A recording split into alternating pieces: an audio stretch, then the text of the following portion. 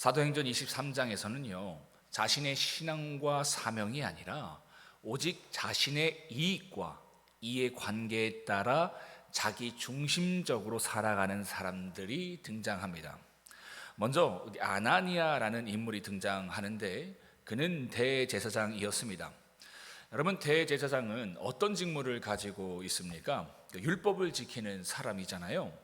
그런데 그런 직무를 가진 그가 어떻게 하냐면요, 바울이 전한 복음이 자신의 자리와 이익에 위협이 된다고 생각이 드니까 사람들에게요, 바울의 입을 치라고 명령합니다.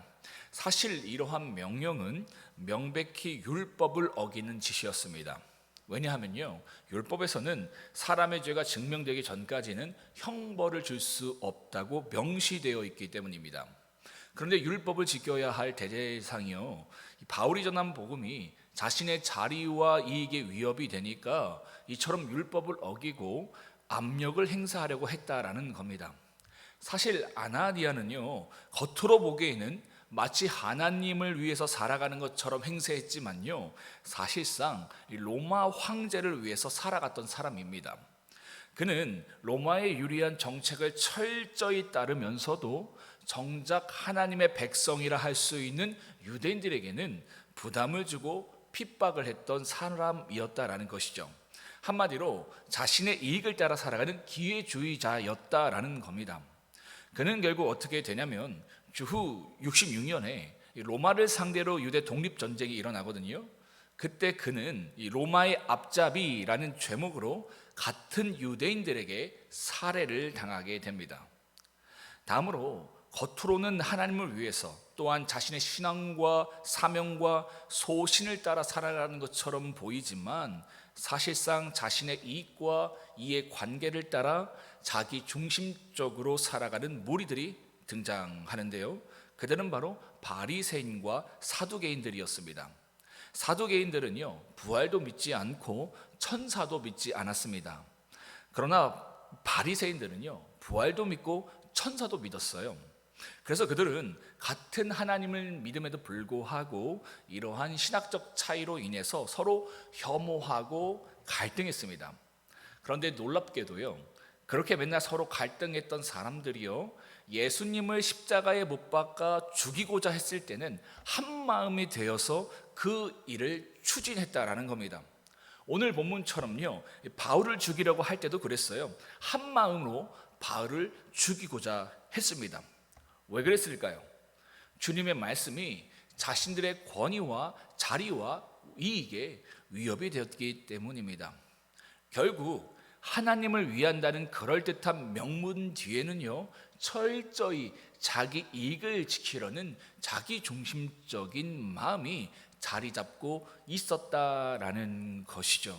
이게 그들의 실상이었습니다. 겉으로는 신앙을 위해서, 믿음을 위해서 나아가는 것처럼 보이지만 사실상 자신의 이익에 따라서 달리할 수 있는 이들의 모습이었다라는 것이죠. 이익이 있으면 함께 할 수 있고 이익이 없으면 분열되는. 그러니까 신앙도 그런 거예요. 신앙이 나에게 도움이 되면, 신앙이 나에게 이익이 되면 함께 해요. 근데 그것이 안 되는 것 같으면요, 함께 하지 않습니다. 갈등합니다. 또 사라져요. 이게 그들의 모습이었다라는 것이죠. 이처럼 자기 이익으로 똘똘 뭉친 이 바리새인과 사두개인들은요, 다시금 분열되기 시작합니다. 왜냐하면 바울의 말 때문이었어요. 바울이요, 6절의 말씀처럼 일부러 부활이라는 민감한 신학적 이슈를 그들에게 던져줍니다. 그러다 조금 전까지만 해도 바울을 죽이겠다고 입을 모았던 그들이요, 언제 그랬냐는 듯이 서로 싸우기 시작했습니다. 정말 어이없는 상황이 벌어진 거예요. 이게 그들의 진짜 모습이었습니다. 자신들에게 이익이 되면 연합이 되고 이익이 되지 않으면 자신의 생각과 뜻에 맞지 않으면 갈등하고 분열하는 이러한 자기 중심적인 모습이 자칭 하나님을 믿는다고 자부하는 그들의 모습이었다라는 것이죠. 반면 바울은 어떻습니까? 그가 1절에 고백하는 것처럼요, 모든 것의 양식을 따라 하나님을 섬기며 살았습니다. 한마디로요, 자신의 이익과 이해와 감정과 계획을 따라 자기 중심적으로 살아간 것이 아니라요, 하나님에 대한 신앙을 따라 타협하지 않고 하나님의 뜻을 따라 자신에게 주어진 사명을 따라 살아갔다라는 것이죠. 바로 한번 보세요. 자신에게 이익이 되지 않아도 그것이 하나님의 뜻이면요, 그 길을 갑니다. 이게 믿음의 사람의 모습이다라는 것이죠. 여러분, 하나님의 사랑을 알고 그 뜻을 따라 살아간다고 해서요, 우리 삶이 언제나 핑크빛으로만 물들지는 않습니다.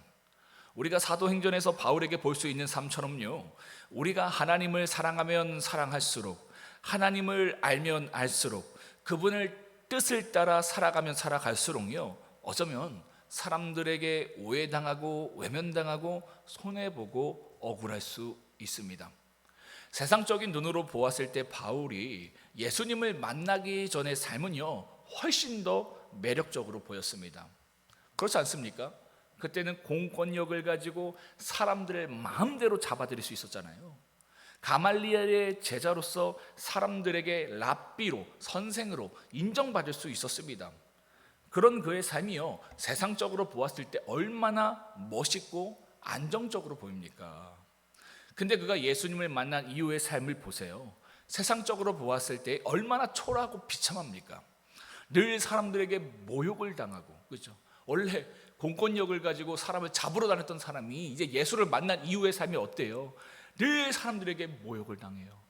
맞아요. 갇혀요. 사람들에게 죽어버리라는 말을 아주 수시로 듣습니다. 여러분, 사람들에게 그런 말 한번 들어봤어요? 너 죽어.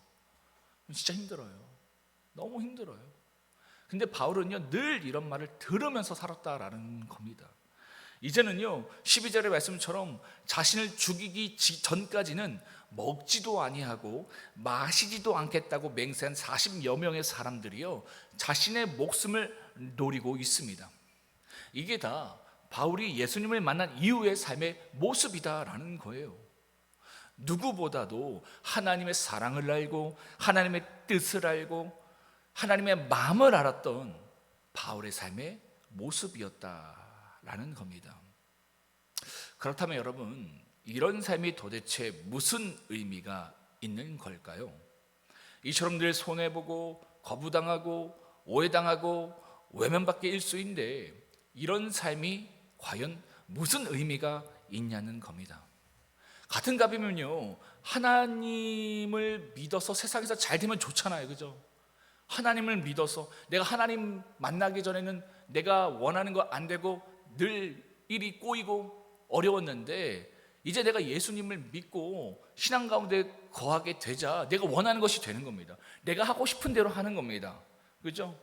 하나님 믿어서 세상에서 다 이루면 얼마나 좋습니까? 이러면 여러분 신앙할 만 나잖아요, 그죠? 사람들이 신앙하지 말라고 말려도요 신앙하게 되어 있습니다. 왜? 재밌으니까, 신나니까. 그러니까 신앙하면 할수록 내가 일이 잘 되고 내 원하는 것이 주어지니까요, 사람은 아까 얘기했잖아요, 자기 이익대로 움직이는 사람이에요. 자기 유익을 위해서 신앙도 도구로 삼는 사람이 인간입니다. 여기엔 너무 재밌잖아요.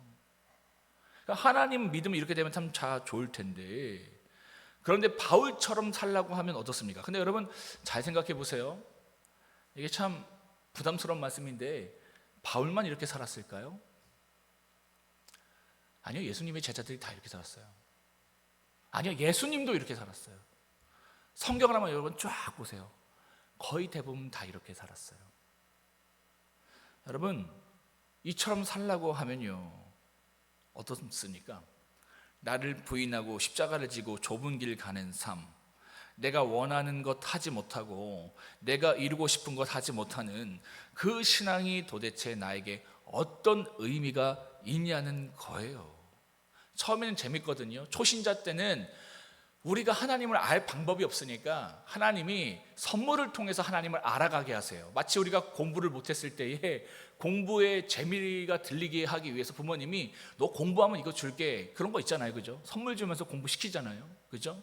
하나님도 우리에게 그렇게 할 때가 있어요. 우리가 도통 하나님의 살아계심과 선하심을 모르니까 우리의 문제를 해결해 주심을 통해서 하나님이 살아계시고 하나님의 선하심을 알게 하십니다. 근데 거기로 끝나는 것이 아니에요, 그죠?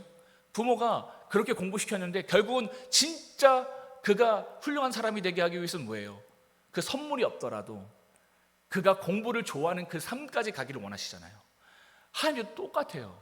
하나님 진짜 좋은 분이거든요, 여러분.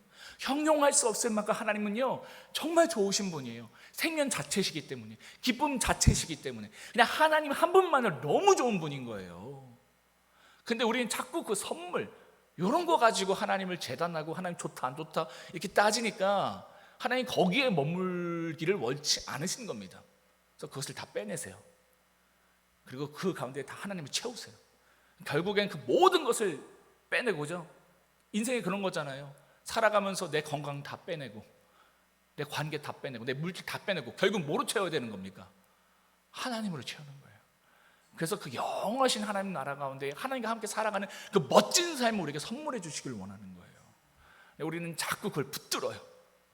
그죠? 놓지 않아요. 그건 참 힘든 삶이에요. 하나님이 이처럼 하나님 자체로 우리에게 주시기를 소망하신다. 그래서 이러한 길을 우리에게 주신다라는 것이죠. 그래서 이런 삶을 잘 모르면 어떻게 합니까? 이런 십자가의 길, 이 좁은 길, 이 바울의 삶 도대체 어떤 의미가 있냐고 우리는 묻게 되는 겁니다. 여러분, 어떤 의미가 있습니까? 단 하나 분명한 의미가 있습니다. 그것은요, 죄로 잃어버렸던 하나님을 다시 얻는 거예요.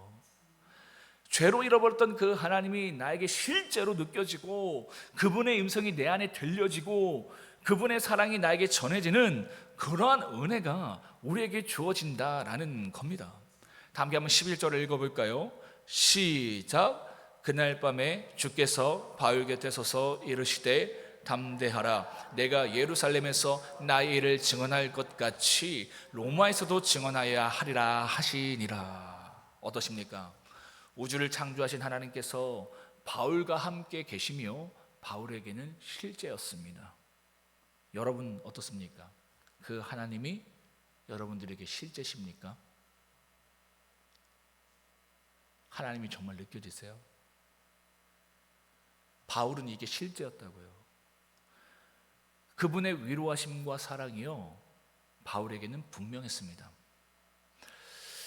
저는요 이게 좋아요. 이걸 갖고 싶어요. 제 일이 뭐 잘 되고 이게 아니라 정말 힘들어도 이걸 얻고 싶어요. 저는 어떤 상황이 오더라도 하나님이 믿어지는 은혜, 하나님 사랑이 믿어지는 그 은혜, 바울을 보면서 저는 이게 부러워요. 근데 저만 부러울까요? 아니요. 진짜 진리를 알고 믿음을 아는 사람은 이게 부러워질 수밖에 없어요. 그래서 누가 말리더라도 그 길을 갑니다. 바울이 그 길 가잖아요. 예루살렘 가면 너 죽어, 환난 당해, 사람들이 뜯어 말려요. 근데 바울 그 길 가잖아요. 왜 갑니까? 그 길을 감으로 통해서 하나님을 얻을 수 있으니까, 하나님을 충만할 수 있으니까. 믿는 사람은요 이 길을 간다라는 것이죠. 여러분, 하나님이 정말 살아 계시다면요, 그분의 말씀처럼 정말 영원한 나라가 있고요, 영원한 생명이 있다면요, 하나님의 살아계심이 믿어지고 그 하나님이 나와 함께 하심이 느껴진다면 그것만큼 축복된 삶이 어디 있습니까? 저는요, 저와 여러분이요 이러한 축복을 받으시기를 원합니다. 여러분, 하나님은요 정말 좋으신 분이십니다. 어떻게 말로 설명할 수 없을 만큼 정말 좋으신 분이 우리 하나님입니다. 나에게 위로가 주어지지 않아도요, 나의 문제가 해결되지 않더라도요, 그것을 뛰어넘을 만큼 좋은 분, 그 자체로 좋으신 분이 우리 하나님이시다라는 것이죠. 여러분, 그렇지 않습니까? 우리가 엄마가 그런 존재잖아요. 그죠? 엄마가 나에게 뭘 안 해줘도, 그죠? 그냥 엄마가 좋잖아요. 요즘 세상은 좀 이상하죠. 뭐 유산이 있어야 되고 뭐 잘해줘야. 근데 이거 말고 진짜, 그죠? 그냥 엄마 자체가 좋잖아요. 나에게 뭘 안 해줘도 그냥 그 엄마 냄새, 그죠? 그래서 엄마가 내 곁에 안 계셔도, 그죠? 나한테 뭘 실질적으로 해줄 거 없으시잖아요. 돌아가셨으니까. 근데 엄마만 생각하면 좋은 것처럼 하나님이 그런 분이다라는 거예요. 그냥 하나님 자체로 좋은 거예요. 그분이 나에게 위로를 해주시던 해주지 않으시던, 나에게 무엇을 주시던 주시지 않으시던, 그냥 그분 자체로 너무 좋은 분이다라는 것이죠. 만약 이처럼요, 하나님의 어떠하심 때문에 하나님을 사랑해가고 가치 있게 여겨가는 것이 아니라요, 바울처럼 하나님 자체로 하나님을 사랑할 수 있고 가치 있게 여길 수 있다면 그건 정말 축복입니다. 여러분 어떠세요? 하나님 왜 좋으세요? 하나님의 어떠하심 때문에 좋으세요? 아니면 하나님 자체가 좋으세요? 보통 보면요, 사람들은요, 하나님의 어떠하심 때문에 좋아요. 하나님이 위로해 주시니까, 하나님이 날 치유해 주시니까, 하나님의 문제를 해결해 주시니까, 그래서 하나님 좋아하거든요. 근데 여러분, 하나님 이거 안 해줘도요, 그냥 하나님 자체가 좋으신 분이라고요. 이거를 깨달을 수 있는 은혜가 여러분들에게 있다면 그건 정말 축복이다라는 것이죠. 저와 여러분들에게 이러한 축복이 있기를 축복합니다. 하나님의 어떠하심 때문이 아니라요, 하나님만으로, 하나님 자체로 기뻐할 수 있고 사랑할 수 있고 가치 있게 여길 수 있는 그 축복, 그 신앙의 신비와 깊이가 저와 여러분들에게 있기를 주님의 이름으로 축복합니다. 우리 다 함께 사도행전 23장을 합독하도록 하시겠습니다. 사도행전 23장입니다. 함께 읽겠습니다. 시작. 바울이 공회를 주목하여 이르되, 여러분 형제들아, 오늘까지 나는 범사의 양심을 따라 하나님을 섬겼노라 하거늘, 대제사장 아나니아가 바울 곁에 서 있는 사람들에게 그 입을 치라 명하니, 바울이 이르되, 회칠한 담이여, 하나님이 너를 치시리로다. 내가 나를 율법대로 심판한다고 앉아서 율법을 어기고 나를 치라 하느냐 하니, 곁에 선 사람들이 말하되, 하나님의 대제사장을 내가 욕하느냐? 바울이 이르되, 형제들아, 나는 그가 대제사장인 줄 알지 못하였노라 기록하였으되 너의 백성의 관리를 비방하지 말라 하였느니라 하더라. 바울이 그중 일부는 사두개인이요 다른 일부는 바리새인 줄을 알고 공회에서 외쳐 이르되, 여러분 형제들아, 나는 바리새인이요 또 바리새인의 아들이라. 죽은 자의 소망 곧 부활로 말미암아 내가 신문을 받노라. 그 말을 한즉 바리새인과 사두개인 사이에 다툼이 생겨 무리가 나누어지니, 이는 사두개인은 부활도 없고 천사도 없고 영도 없다 하고 바리새인은 다 있다 함이람.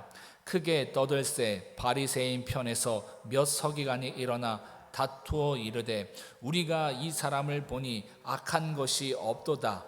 혹 영이나 혹 천사가 그에게 말하였으면 어찌하겠느냐 하여 큰 분쟁이 생기니, 천부장은 바울을 그들에게 찢겨질까 하여 군인을 명하여 내려가 무리 가운데서 빼앗아 가지고 영내로 들어가라 하니라.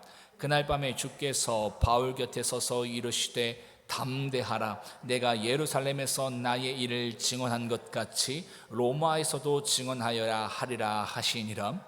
날이 새매 유대인들이 당을 지어 맹세하되, 바울을 죽이기 전에는 먹지도 아니하고 마시지도 아니하겠다 하고, 이같이 동맹한 자가 40여 명이더라. 대제사장들과 장로들에게 가서 말하되, 우리가 바울을 죽이기 전에는 아무것도 먹지 않기로 굳게 맹세하였으니, 이제 너희는 그 사실을 더 자세히 물으려는 척하면서 공회와 함께 천부장에게 청하여 바울을 너희에게로 데리고 내리게 오라 하라. 우리는 그가 가까이 오기 전에 죽이기로 준비하였노라 하더니, 바울의 생질이 그들이 매복하고 있담함을 듣고 와서 영내에 들어가 바울에게 알린지라. 바울이 한 백부장을 청하여 이르되, 이 청년을 천부장에게로 인도하라. 그에게 무슨 할 말이 있다 하니, 천부장에게로 데리고 가서 이르되, 죄수 바울이 나를 불러 이 청년이 당신께 할 말이 있다 하여 데리고 가기를 청하더이다 하매, 천부장이 그의 손을 잡고 물러가서 조용히 묻되, 내게 할 말이 무엇이냐?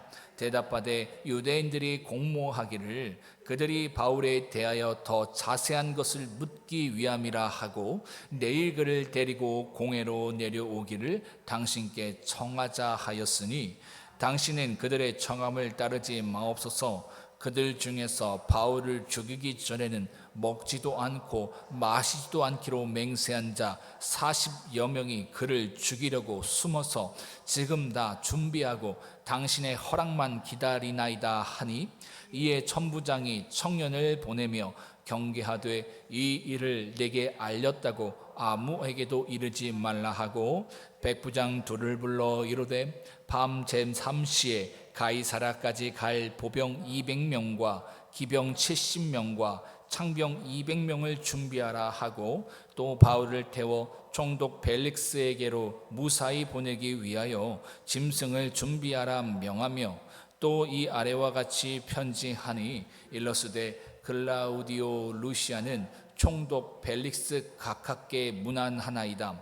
이 사람이 유대인들에게 잡혀 죽게 된 것을 내가 로마 사람인 줄 들어 알고 군대를 거느리고 가서 구원하였다가 유대인들이 무슨 일로 그를 고발하는지 알고자 하여 그들의 공회로 데리고 내려갔더니 고발하는 것이 그들의 율법 문제에 관한 것뿐이요 한 가지도 죽이거나 결박할 사유가 없음을 발견하였나이다.